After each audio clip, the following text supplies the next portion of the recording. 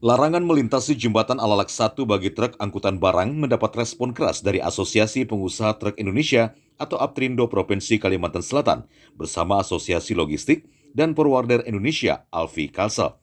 Perkumpulan pelaku usaha armada angkutan dan logistik ini memprotes larangan tersebut lantaran memiliki hak sama sebagai warga Banua.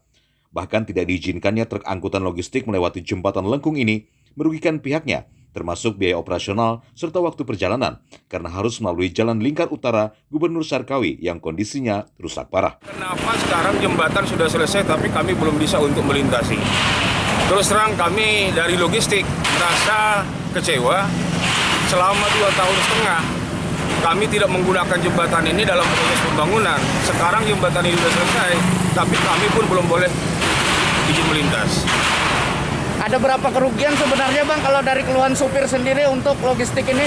Yang pasti adalah kalau kami dari logistik, kalau kami tidak menggunakan jembatan ini, setiap kali armada kami yang melintas ke Kalteng, kami harus menambah kos.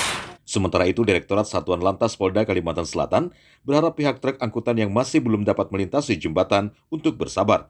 Pasalnya open traffic jembatan secara terbatas ini dilakukan demi keselamatan dan kenyamanan masyarakat selama uji coba. Kami sudah berkoordinasi dengan Balai Jalan terkait dengan jembatan Alalak. Kami sampaikan bahwa sementara memang yang masih diperkenankan untuk melintasi jembatan tersebut adalah untuk roda 2 dan roda 4 khusus untuk mobil penumpang dan mobil pribadi.